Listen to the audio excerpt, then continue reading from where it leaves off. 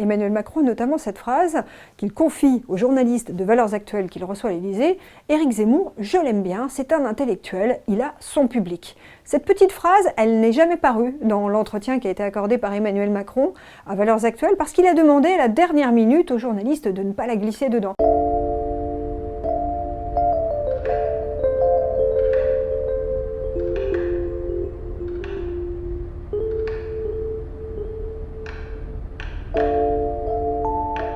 Alors, au tout début du quinquennat, Emmanuel Macron et Nicolas Sarkozy, c'est une vraie love story, une idylle absolue. En fait, les deux hommes se découvrent, se rendent compte qu'ils ont le même franc-parler, le même goût de la disruption, de casser les codes.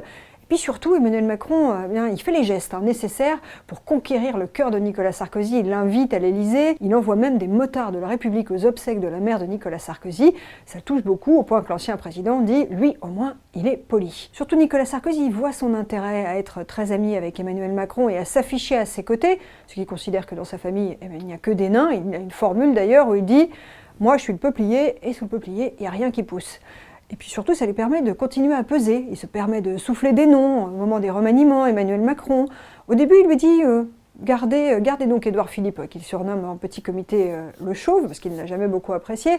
Il lui dit vous devriez le garder, le mien était nul, le vôtre un peu moins. Et puis quand arrive le premier déconfinement, il lui suggère de changer son équipe. Il lui souffle le nom du secrétaire général Alexis Kohler, en lui disant mettez un homme à vous à Matignon. Il propose le nom du patron du groupe Accor, Sébastien Bazin, qui est un de ses amis, pour Bercy par exemple. Bref, ça lui permet de peser, et évidemment Emmanuel Macron, qui n'est pas né de la dernière pluie, lui, ça lui permet aussi de fracturer la droite en se servant de Nicolas Sarkozy comme d'un bélier.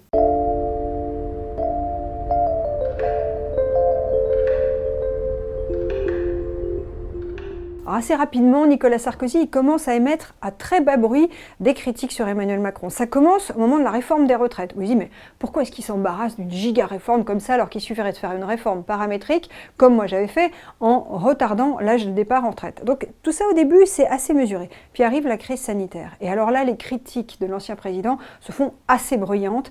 Tous les gens qui défilent dans ces bureaux de la rue Miromesnil, il dit, ils sont nuls, nuls, nuls. Voilà, il ne comprend pas la communication de l'exécutif. Il dit, on a eu les retards sur les tests, on a eu les retards sur les masques, et maintenant on a les retards sur les vaccins, c'est pas possible de se gaufrer comme ça. Il parle en ces termes, il ne supporte pas le ministre de la Santé Olivier Véran.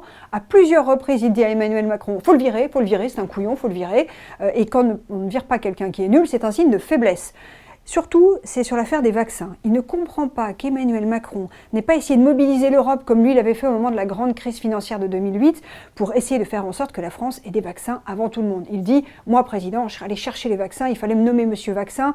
Regardez ce qu'ont fait les États-Unis en investissant fortement dans la recherche pour avoir un vaccin. Et nous, on est à la remorque de l'histoire, on a mutualisé les vaccins. » Il a cette formule, il dit « Pour Malte, je comprends. Pour le Luxembourg, je comprends aussi, mais pour la France, franchement. »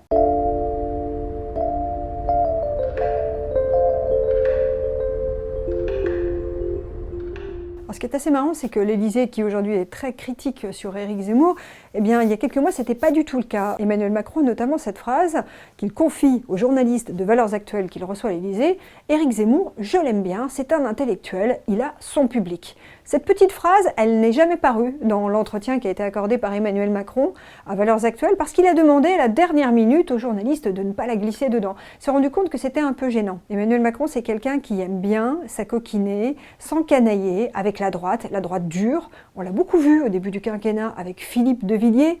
Il s'affichait très complice à ses côtés. Il aime bien inviter les journalistes de Valeurs Actuelles. Ça lui permet de fracturer un peu la droite. Et puis Éric Zemmour. Lorsqu'Éric Zemmour est agressé, on sait qu'il y a eu ce coup de fil très long, 45 minutes entre Emmanuel Macron et le polémiste.